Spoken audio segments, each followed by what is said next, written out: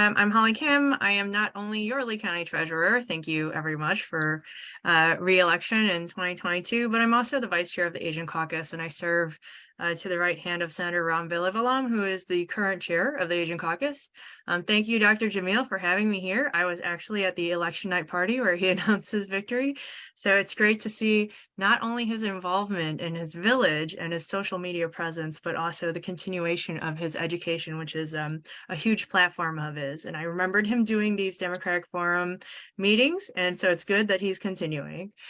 So what I'm going to present on today, and I heard him say that he wanted to make sure that this was all 1 hour. So I'm going to try and talk real fast, which is also helped by the fact that I just have this giant iced coffee here, which is going to help me talk real fast. So if anything's too fast, you can tell me to slow down. But I'm just going to quickly go over.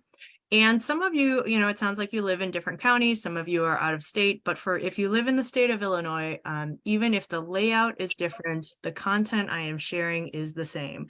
So hopefully by the end of this, you can better understand your assessment notice and your property taxes. So just really quickly to review, there's actually 3 offices involved in generating your tax bill. And so we're going to have a little bit of an educational session here.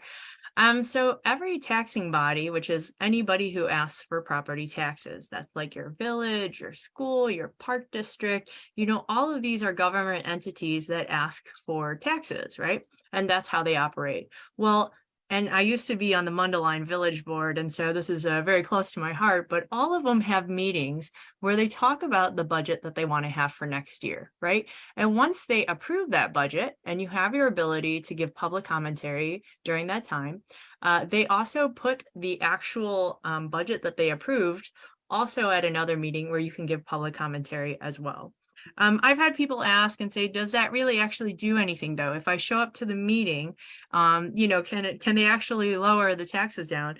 And what I have to say to that is, first of all, that you always have the ability to voice anything you want to your elected officials. These are the appropriate times to do that. That's why they do it. Every town, every library, every school has these public meetings where you can, voice your opinion. And as a village trustee, I do remember there are times where later when we make purchases, there are some trustees who vote no, and they reference the people who came to the meeting. So, it is all very useful. And it is also your opportunity, to voice your opinion. So whatever is approved then goes and it's filed at the clerk's office, right? A lot of people are very surprised to hear the clerk's office is involved in taxes, but that's where all the government entities go to file it. So at the same time that that's going on, right about now, the Township Assessor's Office, so that's a second office, they're in charge of deciding what slice of the pie is fair for you to pay, right? So people who live in condos will have a smaller slice of the pie, people with homes, a bigger slice, bigger homes are bigger slices. And then like companies, right? Like AbbVie or Abbott here with the big corporate parks, like they have a large slice of the pie, right? So it's the township assessor's job to determine what is fair based on your assessed value, right? And you can really think of it as like a slice of the pie. And so they will send out letters. Just so you know, I do have a sample letter that's coming up next, and those will be coming out in Lake County in the next month or so to your township. Different dates for different townships, so keep your eye out. Now, they give you 30 days to do an appeal, and the appeals go to the Board of Review, who determine, like, is your appeal, should they grant your appeal, or is the assessment we gave you already fair, in which case they would reject your appeal, right? So that whole process happens. And then those numbers will also go to the county clerk's office, where all the taxing bodies filed. And then here's my office all the way at the end, the county treasurer. And it's interesting because anytime anything changes in any of these parts, I have to resend another tax bill. So everyone thinks everything has to do with me only. But as you can see here, there's actually 3 different offices involved in your property tax bill. I aggregate all the numbers onto my bill, and then I send it out to you. It is literally my job to collect property taxes and then give it to the government bodies that ask for it. So if this is the sample blue letter, right? And it is literally blue. It's coming in the next month to your house. And when you open it, it is literally going to be on a blue paper like this. So on the back end, unofficially we call it the blue notice because it is blue. Now, everyone has one of these. We X'd it out a little bit, but it is the property index number, which is kind of like a social security number for your house or your plot of land. Every parcel in Lake County, actually every parcel in the state of Illinois, has a property index number. And so if you call your office, whether it's going to be, if you call the assessor or my office, the treasurer's office, we're going to ask you what's your parcel ID number. And so that's that right there. So we could pull it up and see what you're looking at. Now, back before I worked this job, I'm sure I'm like everyone else. You just see a bunch of numbers and you go, okay, and you put it on the counter, and that's the end of it. But what you really need to know here on the Cliff Notes version that I'm teaching you is this first line here that's going to say the full fair cash value of your home.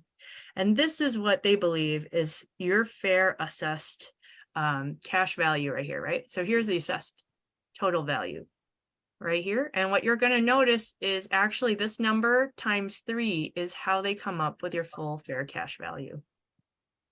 If this number here is way, way, way more than you could ever get for your house, then you're probably a good candidate to file an appeal. But if it looks like it's fair or under, then, that means that it is fair. And again, this number, it shows you like the past histories of numbers. But when you receive it, and this will say 2023, it's always 3 times this number is your full fair cash value. Now, there's information on here, such as your square footage and things like that. And for detailed information, for sure, I would refer you to your assessor's office. In fact, later on, after my presentation, I will put the assessor's email address and the treasurer email address into the chat so that if you have any questions at all, you can always contact me to ask any follow-up questions, especially if you don't want to ask in front of everybody, right? Sometimes people don't want to ask a question that goes, hey, I have a question about my house and my square footage and my bathroom, and you don't want to ask it in front of everybody. That's fine. You can email me. So if anything here is inaccurate, like you're like, okay, that's way more than the square footage of my house. Or if you say, we don't have central air or something like that, factual accuracy can be changed any time of the year. You don't have to just wait for like the summer when we send these out, when the county sends these out. You can correct factual inaccuracy anytime. When you receive this, it will have your township assessor's information right here. So in this example, it's the Warren Township Assessor, and it has their contact info, their hours. You can go visit their office anytime. They're all very friendly. I've met like the Lake County assessors before of every township, and they're so nice and they're willing to explain all these things to you.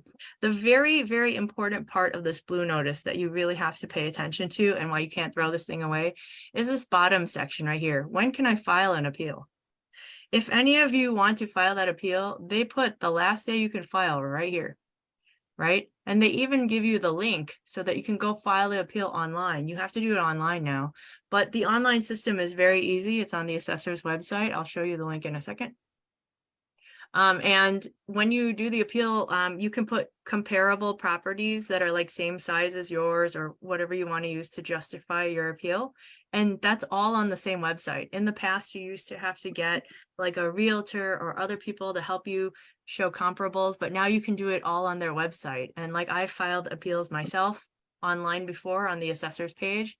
Sometimes they accept it and they lower the assessment, and sometimes they do not. So both have happened in my past. But this day here is very important. Anything later than the day they give you, they will not accept it the next day. So you have that 30-day window. Very important. Also too, right here, if you'll notice on the sample, there were no exemptions on this bill. So they don't have like the homestead exemption, which means you live there, or a senior homestead exemption, which means you're 65 years or older. I'm just going to scroll down. Right here is a list of exemptions. And these are all available on their website, and you can see their description for all of them, but I'll just go over them real quick. Like I said, general homestead means you live in the house, you don't rent it out, you're just living there as your primary residence. The senior citizens exemption, 65 and older. The senior citizens assessment freeze, that's for household income of 65,000 or less. They will freeze your assessment number, and you have to show them your taxes every year in order to get that. But The thing to keep in mind for that is it's your entire household. So if you have an income and your spouse has an income, if you have a child who went off to college and they came back and they're like boomerang children that live in your basement, well, if they're working, their income also counts as household income. So just keep that in mind. There's a whole bunch of information on here, and the smart file link is also on the back of your blue notice. So lakecountyil.gov/smart file, very short link. Again, it's on the paper, and that's where you can file your appeal, right? So it says e-filing your appeal. Everything is literally on this blue notice, and that's why it's so important you don't throw it away. And it's very important. Also important because you receive your assessment notice in the year we're in. So when you receive it in next month, it's going to say 2023 assessment notice, right? If the appeal period passes and you don't do anything, most people, like, you know, in the past when I didn't understand these numbers, I just put it on the counter and I'm like, okay, well, 30 days passes and that means you accept these numbers. So then it comes to my office and we're always 1 year behind. So some of you, when you receive your tax bill this year, will notice that it says on there 2022 taxes. And people will be like, why are you billing me for last year's taxes? It's 2023 right now. Well, because these numbers are based on last year's assessment. So this summer's assessment is going to be used for next year's tax bill, right? So we're 1 year behind. So that being said, again, here is the PIN number, the property index number. And if you call with any questions to my office about your tax bill, we're going to ask you for that so we can pull it up. Now, the most important thing about your tax bill that I want you to see are these sections right here. So earlier we had talked about the clerk's office and how all those little government bodies, you know, file their levies, how much they want in taxes there. So if you were to pull up your tax bill and you look on the bottom left, it lists everybody who asked for money, your local schools, right? Your fire district, your village, all of that stuff's there, even College of Lake County. In this example, it's a Green Oaks home. But what you'll notice there is there's no state of Illinois there. So a lot of people are like, you know, my property taxes, they're so high, you know, I got to move out of Illinois. That's a soundbite I hear often, but just to let you know that everything that's on your tax bill goes to local government and none of it goes to the state of Illinois. On your bill, you can see exactly how much up or down it went from last year. Right here, it says change from prior year. So even ones where it went up 1 cent, or even ones that went down, you know, let's give credit where credit's due. This one went down $20, right? And so all of that's really useful for you to know so that you know majority of where your taxes are going and understand that, right? And then on the right-hand side here is everything that we saw on the blue notice. So you can visually see exactly how this is the clerk's office right here on the bottom left. And this over here is all the assessor's office, the blue notice that we just went over right before this one.